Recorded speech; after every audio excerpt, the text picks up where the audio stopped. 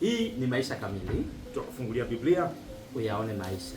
Ndugu mtazamaji wetu, tunakukaribisha tena. Leo ni siku nyingine, Mungu ametujalia afya njema ili tuendelee na haya masomo. Yep. Tuko wenyeji wa mbinguni. Wenyeji wa mbinguni. Yes. Yaani wewe tayari ni citizen. Citizen, passport nani? Wa mbinguni. Wa mbinguni. Sasa jana mkaangalia mfano wa kuigwa. Leo tunaangalia simameni imara katika Bwana. Paulo anaongea na watu. Anawaambia simameni imara katika Bwana. Tunaweza tukasimama imara lakini sio katika Bwana. Basi kabla tujaendelea tupate kuomba. Amina. Mungu wetu na Baba yetu mtakatifu, tunalitukuza jina lako maana wewe ni mwema. Baba, umeona vyema siku ya leo tena tupate masomo haya. Nena nasi, anza nasi, malize nasi katika jina la Yesu Kristo. Amina. Amina. Tuko kwenye malizio wa kusoma kitabu cha Wafilipi na Paulo baada ya kuongea yote aliyoongea, sehemu ya kwanza ya Wafilipi akasema niigeni mimi kama ninavyo mwiga Kristo katika nia yake. Akatuambia tena kwa machozi tusiwaige wale ambao watumishi wa tumbo. Ndio. Sio wa Kristo, wa tumbo. Sasa anaposema simameni imara, inamaanisha kama tumeamua kumwiga Paulo kwa ambaye anamwiga Kristo. Ndio. Hiyo sio lele mama. Simama. Hao watumishi wa tumbo wana mvuto. Lakini pia hao watumishi sio tu watumishi wa mvuto kwamba upinzani au upepo uko mbali. Ndani yetu wenyewe kuna msukumo. Kuna kitu kinaitwa kusumbukia. Kusumbukia. Yesu nakumbuka alivyozungumza msisumbukie maisha. Mle nini mnywe nini? Sasa wewe ukiwa unasumbukia ule nini unywe nini, utamtumikia Kristo? Utahangaika sana. Utaangaikia mambo ya falme wa Yerusalemu. Muda mwingi kwenye mambo ya dunia. Na wewe utakuwa mtumishi wa tumbo. Simama imara. Sasa twende katika Wafilipi sura ya 3 mstari wa 20 tupate ujumbe huu kinaga ubaga na 21. Wafilipi 23. Wafilipi sura ya 3 mstari wa 20 na 21. Paulo anaelezaje hapo wenyeji wetu wa Kristo unavyofanania? Anasemaje? Kwa maana sisi wenyeji wetu uko mbinguni, kutoka huko tena tunamtazamia Mwokozi, Bwana Yesu Kristo, atakaye ubadili mwili wetu wa unyonge upate kufanana na mwili wake wa utukufu, kwa uweza ule ambao kwa huo uweza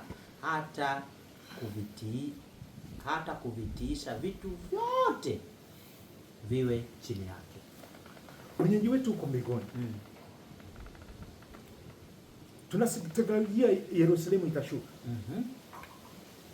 Lakini inaposhuka,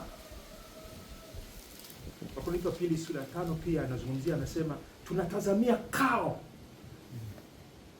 Kizungumzia miili hii kwamba huu mwili ni wa muda, ni hema ya muda. Tunatarajia kao la mbinguni kutoka huko. Tunamtazamia mfalme wetu atoke huko. Mfalme wa utukufu. Aje kutuvika miili hii ya kutokufa. Hii miili ya kufa, avike na kutokufa.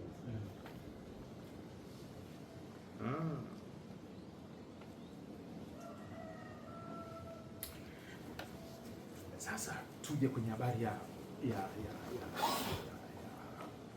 wazo hili la uwenyeji wetu, kwamba kuwa mwenyeji wa ufalme wa mbinguni inamaanisha una mwili wa kule.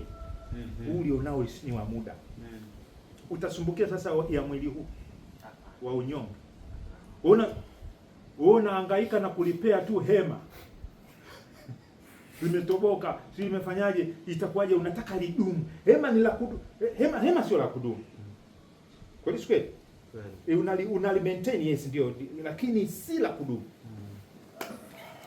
Sasa wenyeji wa mbinguni wote walikuwa wanatumaini hili. Haya ya dunia yalikuwa hayawasumbui ya mwilini. Kwa mfano katika Ayubu.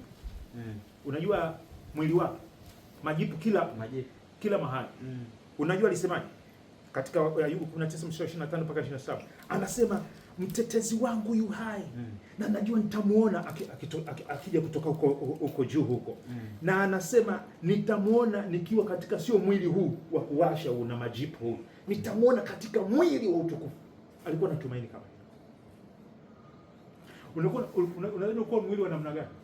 Twende Yesu katika Luka 24:39 alipo hatutasoma. Wewe unakumbuka Yesu alipokuwa anawaaminisha mwili aliyofufuka nao pale alipofufuka, ulikuwa namna gani? Ulikuwa una mifupa, ulikuwa ni wanyama na mifupa?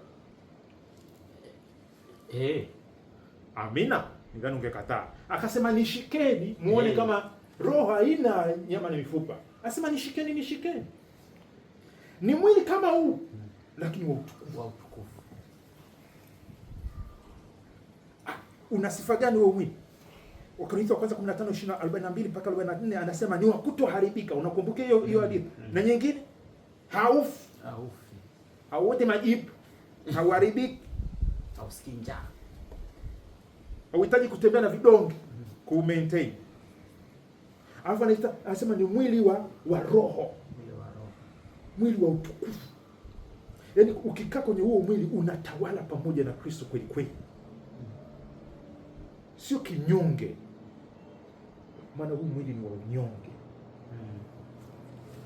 Unaweza kukuta mtu ni raia wa mbinguni kabisa lakini amechoka, yuko kitandani, ni mzee, haoni kama Daudi. Mfalme kabisa, amechoka. Mwili wa unyonge. Lakini ni mfalme bado. Tunasubiria. Sasa mimi nitaka nikuulize swali la chokozi lakini tena la mwisho. Hii ahadi ya kwamba mfalme tunamtazamia kutoka Yerusalemu, kutoka juu, aje kutupatia miili ya namna hii, mwili wa utukufu isiyokufa, isiyoharibika ya namna hii. Kwa kweli ni muhimu kiasi gani? Inakubariki kiasi gani ujumbe huu? Unakubariki kiasi gani?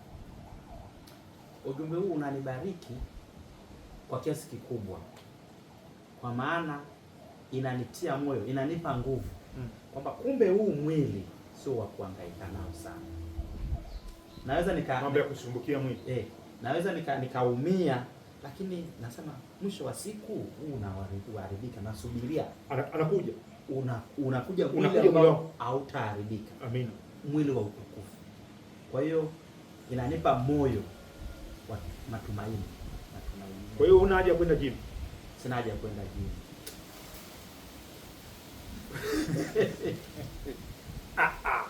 Kwa sababu ili tumtumikie Yesu kabla hajaja tunahitaji huu mwili tuutoe kwa Bwana kama kafara. Basi tuutoe ukiwa mzima bwana. Ukiwa mzima. Sio tu kutumia vibaya kwa vilevi, madawa ya kulevya, unakula ovyo tu, wanawake kila mmoja anapita anaacha machafu yake hapo nini. Nasema nasubiria mwili wa utukufu. Yaani tukae kama mkao wa kusubiri, nasema sitaki uchafu mimi. Nasubiria huo. Naenda gym kwa sababu mwili, maana unajua unapandwa huo. Unapanda huu ndio ile mbegu unayopanda ndio hiyo inaota. Ajabu itakuwa ni tofauti na ile. Mimi nanipatia namna hiyo. Sawa. Kiona na kunywa maji ujue kwamba najali huu mwili. Ila nasubiria ule utakao kuja. Afya mnaamini ya kwamba na wewe utaishi kwa tumaini hili la mfalme anayekuja kutoka huko juu atupe miili ya utukufu. Tutakuwa vijana kuliko zaidi hapa. Tutakuwa tuna nguvu, miili ya roho. Uhitaji kula kuishi kwa mkate. Eti salio limekata, nitakula nini? Nitakunywa Lakini hata sasa tunaweza tukaanza kuishi kwa tumaini hili katika mwili huu. Mtu ataishi kwa mkate Bwana, bali kwa kila neno na kwa roho wake. Tuombe. Baba yetu wa mbinguni, tunakushukuru kwa ajili ya neno hili, somo hili. Asante kwa ajili ya kutuita kusimama imara katika tumaini hili. Neema yako inatosha. Bariki na msikilizaji wetu anapochukua msimamo wa jambo hili la kutumainia mwili huo wa kutokufa na kujilinda na kujitunza kwa ajili ya tumaini hili la ufufuo, kwa jina la Yesu Kristo, amina. Basi mfuatiliaji wetu, hapo ndipo tumefika mwisho kwa siku ya leo. ambapo tumeangalia, tumetiwa moyo tusimame imara katika tumaini. Basi kesho tuna somo zuri linalosema furahini katika Bwana. Amin. Furahini katika Bwana. Na sio leo tu, siku zote. Basi karibu sana, mimi ni Geoffrey Omondi. Na mimi ni Enos Makalindile. Tukutane kesho, karibu sana. Amin.